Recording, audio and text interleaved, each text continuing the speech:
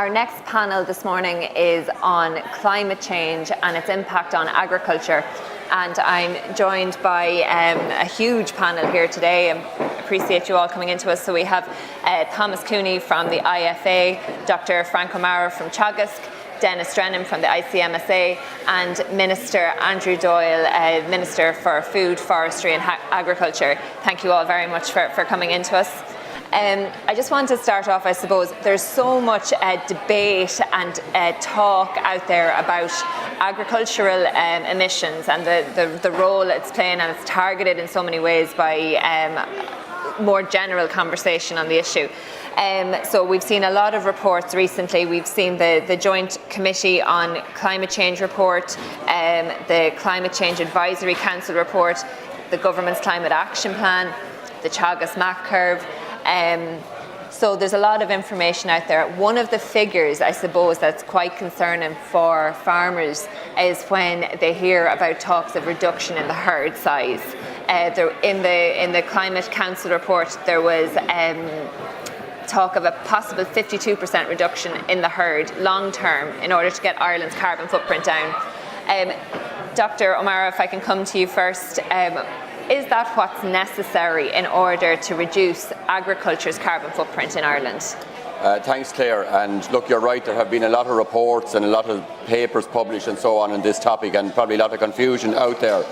The one that's really important, the report that supersedes all the others really, is the government's policy in this area, which is the Climate Action Plan published by the Minister Bruton last spring. And that report, takes on board our MAC curve, it takes on board the findings of the Joint Oireachtas Committee, and it comes up with what the government's plan is to ensure that Ireland complies with its commitments by the year 2030. And agriculture, like all the other sectors, transport and industry and households, is required to do its part. And our part in agriculture is to reduce emissions by about 10%. And the question is often asked, have we to cut the national herd to do that? And the answer clearly is no from our perspective. We don't have to cut the national herd. But we do have to do a few other things, and we have published a range of measures that can be adopted on farms. Some of them are already being adopted on farms that if they're implemented at the level that we hope they will be implemented, they will bring about that cut in emissions that's required without any need to cut the national herd. Minister Doyle, if I can bring you in on that, just on the government's climate action plan. Do you anticipate even small reductions in herd size? Well, thanks, Claire. I mean, to be fair, it's been it seems to be the popular one to pick on. There is no need, in my belief, as Frank has said, for the herd size to be reduced. There are a range of other measures which we can actually undertake. They're there. The toolbox is open, and I think land and farming and agriculture should be seen in the context of being part of the solution rather than always being seen as part of the problem. And remember, we're asking a country that produces food as efficiently as anywhere and more efficiently than most to actually consider curtailing that food production capacity in a world population that's going to grow exponentially during the rest of this century. So it could grow from 7.5 to 10 billion in the next 80 years. And we're talking about turning down the tap on food production. What we have to do it is smarter, greener and cleaner. We have to look at all the tools in the drawer. We have to look at why can't farming with some land owners where their sheds could be covered in solar panels, for instance. You're not increasing the footprint, you're not losing any farm production land area. That's just one. We have a range of measures where we could be planting along riparian river margins for water protection, but at the same time producing a product that's a renewable product that will lock in carbon, and when it's cut, the next tree in its place will lock in carbon. I'm not talking about planting farms, I'm talking about planting areas on farms. That's another one, and we can easily do it. I believe if there's a will, as long as we're credited for it. So there's a range of measures that we should actually embrace before we consider the necessity to cut the herd. And I want to come back in on the forestry side in a couple of minutes, but if I could maybe go to Dennis there. Dennis, just I suppose at farm level, are farmers starting from a good place already when it comes to tackling on a dairy side? I suppose dairy, because dairy is the expanding sector at the moment, are farmers starting at a good place? Do they accept that they have to implement changes in their farm in order to play their role in getting emissions down? Absolutely. As the minister here said, we're seen as the cleanest, greenest production of both beef and dairy in the world at this point in time. So when you talk about, as the minister says, the world population is growing, there is an appetite for both dairy and beef products out there. It has to be filled by somebody. So why would you curtail our production for that same product to be produced in a less environmentally friendly manner somewhere else in the world? The demand is there for the product. But having said that, we are good, but we can be better. And there is a huge number. I mean, Gary Lanigan and Carl Richards in Johnstown Castle have, the MAC curve there, as Frank has alluded to. We have a plan for the next 10 years to improve what we're already doing extremely well. And most of it is farmer friendly in the sense that farmers are the custodians of the landscape. They've passed it to generation to generation. They always want to leave it in a better condition than they received it in, and we have changed our methods and ways of farming over millennia. So, there's no issue. Farmers coming to our stand anyway are saying, yes, we want to embrace this, we want to do the best we can for the environment, we realise we have a part to play, and we're willing to play that part. Thomas, you actually are often quoted as saying agriculture is the only sector with a plan when it comes to tackling carbon emissions. The nitrates derogation review came out in July there. Can you just outline some of the measures there that are being used, I suppose, to bring farmers along and to help tackle our footprint? Yeah, well, I suppose first of all I want to welcome the department's decision to continue the derogation at 250, which is needed in order for dairy herd to develop the way it is. And dairy farmers have invested a huge amount of money in their farms over the last couple of years, and they do need the derogation is needed there to pay for that debt, to cover that borrowings that has been there for the next number of years. There is a couple of extra measures in the derogation for derogation farmers. There will be more low emission slurry spreading that's moving back to the 15th of April for 2020 and back to the 15th of January for 2021 onwards. Most of the other measures that's in it is already in the Teagasc climate roadmap, like the inclusion of clover, better use of fertiliser, better nutrient management plan and biodiversity measures. All of those measures are in the Teagasc climate roadmap, which are both driving efficiency at on-farm level, making farmer more profitable, plus helping the environment at the same time, which is developing our sustainable grass-based system that Dennis and everyone else talked about on the panel. I agree with what the lads are saying. Agriculture, we are one of the best in the world at the minute. We have probably a bit of room for improvement. We probably need to get more recognition for what we are doing. We have 5% of our land base covered in hedgerows, our permanent grassland. We're not getting any credit for that when it comes to emissions at the moment. And there is work being done by Teagasc to formulate a way for counting that. And that's something that will drive down our emissions further, if our overall emissions further. And that's something that needs to be done going forward. Even though I suppose, Dr. Mara, our carbon footprint on milk production and on beef production is quite good, emissions still are going up. Isn't that correct? That's correct. We as everybody really has said here, we have very low carbon footprints for our milk and our beef, and that's great. Our problem with agricultural emissions has been that the numbers of animals, in particular the number of dairy cows, has grown over the last 5 years. So even though the footprint is very good, the number of cows there has increased, and that's what's pushing our overall emissions up. But as I said earlier, there's several things that farmers can and are doing, and several of them are in the kind of nitrates action review. And the key message, I think, for farmers is that the first and foremost thing to do is farm as well as you can, and we're often accused of kind of preaching about things like good grassland management and good animal fertility and good soil fertility, but they are the bedrocks of having a good, efficient, low carbon system, and that's what farmers need to do first. And then we're saying you need to take on some additional measures, I suppose, if we're going to turn that overall emissions graph back downwards, which we need to do. And the extra couple of things are, well, there's lots of them, but just a couple of key ones would be consider clover when you're reseeding, because clover saves on nitrogen. For nitrogen fertiliser, we are recommending the use of protected urea. And that's, farmers are well familiar with urea, but we don't use very much of it in this country, so we'd like to see a switch over to urea, but in particular this protected urea, which the protected word means it's low from emissions of both ammonia and greenhouse gases. And the third thing is the low emission slurry spreading.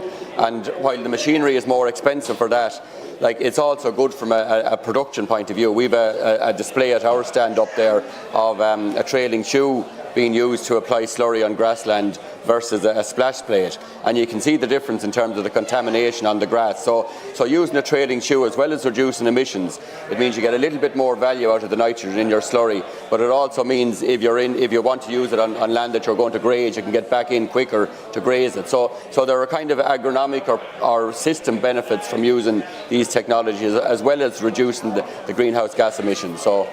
And Dennis, we were speaking yesterday about just the costs involved for low emission slurry spreaders and the costs involved in that for farmers to try and go down that route, and you were highlighting the benefits of spreading lime. Can you just expand on that for us, because those are more kind of simple measures that can have long-term I think everybody focuses on the low emission slurry spreading and that, but I mean there's measures within the roadmap that Teagasc have developed that are both beneficial to the environment and beneficial to the farming and to the land. And lime is the obvious one. The amount of land in this country, the suboptimal level for pH, is unbelievable, and the benefits that lime provides to both soil structure, the availability of nutrients, and the uptake of nutrients in that soil is phenomenal. It's an absolute no-brainer from an environmental point of view, from a farming point of view, and from a financial point of view. And I think the financial point of view needs to be stressed in all this, because it has to be economically sustainable for the farmer to survive. We're in an era that at the moment I'm getting the same price for milk as I was 30 years ago. So we have to be mindful of that, and going off and saying, well, yeah, you need to use low emission slurry spreading, but there are 40,000 on a 12-month waiting list. If you want to pop to one of the stands here today and order one, they'll tell you they'll see you this time next year with one. But lime is the obvious. It has multiple benefits, and that's the one that we really need to push. The protected urea is the other one. But I think the industry as a whole needs to get involved in this, the solution to this problem. All the co-ops and all the merchants that are here today need to really start pushing for the protected urea that Frank is talking about, because it has, from an ammonia emission point of view and from a greenhouse gas emission, it has huge benefits, but it's also on a year plan of fertiliser for the farmer, it's more financially beneficial to him as well. So it's a win-win situation again. So there's a number of things. The other one that's a huge issue is protein in the diet of the dairy cow. The average protein being fed, a report issued to the Dairy Sustainability Forum states that the average protein in a dairy diet, dairy nuts to cows over the complete year in this country is 17%. There's no need for that whatsoever. So the industry needs to start looking at the solutions that it can enable the farmer to use. So every co-op and every merchant should have a stock of protected urea and fertilisers in their branches and their co-ops, and also should have the availability of lower protein concentrates for cows at grass. There's no need, most of the co-ops are providing a 16% nut for cows at grass. There's no need whatsoever, and that's also detrimental to the environment. So we need help. We're willing to do these things, but we need help. But I suppose there's also conditionality in a lot of circumstances as well when it comes to supports for moving in that direction. Minister, if I can bring you in, I suppose we're looking at the reform of the new Common Agricultural Policy coming from Europe, again very strongly focused on environmental and sustainability measures. Forestry is going to play a big role in that. What are the benefits, the climate emission benefits of choosing to plant mixed forestry? Because the narrative around forestry has changed in the last even 6 or 8 months, you could say. where people maybe are becoming more open to it. Yeah, I suppose it's like everything, we learn as we go. When the current, I suppose, aggressive era of afforestation since the late 80s to today, we've learned a lot as we've gone. As some of those plantations reach maturity, it's quite obvious that there was a better model of planting. So you now have a situation where instead of having, say, 100% wall-to-wall or fence-to-fence mono species, it's now a requirement that within every boundary, it's you have 70% of your conifer. This is the basic one: 15% biodiverse area and 15% broadleaves. And I think that mix is healthy.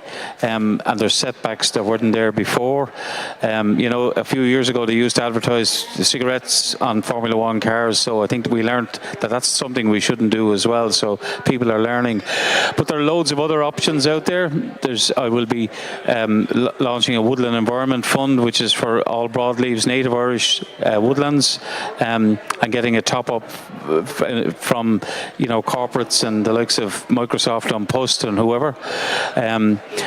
There's areas, as I mentioned earlier, where you can actually use forestry to mitigate against water runoff and nutrient loss, which is not paying the farmer.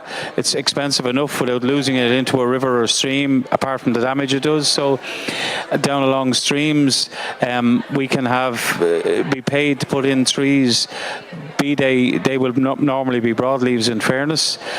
But it's a little bit of a mistake to assume that just one tree is better than the other. From the point of view, it's the right tree in the right place, I think, is the key to it. And I would suggest that there's options there that need to be looked at. In the Climate Action Plan, the target is 8,000 hectares a year. We have struggled over the last couple of years to get anywhere near over 5. So there's a challenge ahead, but it also offers an opportunity. And local authorities are looking at this. There are other public bodies looking at this as an option as part of their contribution. So it's not just farmers that are going to be asked to do this. But from a commercial point of view, I think it needs to be looked at as part of the overall farm enterprise. I've been saying that since as long as I've been in this job, that we should look at it as part of your enterprise, not as a replacement of what you're doing already. But they also have to be rewarded. The farmer has to be rewarded. I think the current afforestation programme, where the grant and premium scheme covers all the costs of the planting and premiums up to 15 years, I think on top of that, we need to look at what's the environmental benefit. So long term, and it's appropriate or maybe fortunate that CAP reform and the new forestry programme's timing are actually going to happen around the same time next year. That we look at the opportunity to say, well, acknowledge the role that somebody who's put trees in is playing towards the environment, and give them, out of the rural development programme, a fund that will go beyond the 15 years, a payment, should I say, not a fund, a payment that will go in reward for that. So it's a reward for your environmental contribution, quite apart from the grant and premium is really to compensate you for income deferred or income lost over the 15 years that if the land had stayed in mainstream farming. Okay, we'll leave it there. There's lots more to talk about on it, and we'll have you all back on AgriLand again. Thank you all very much for joining us. We'll see what's going on around the site.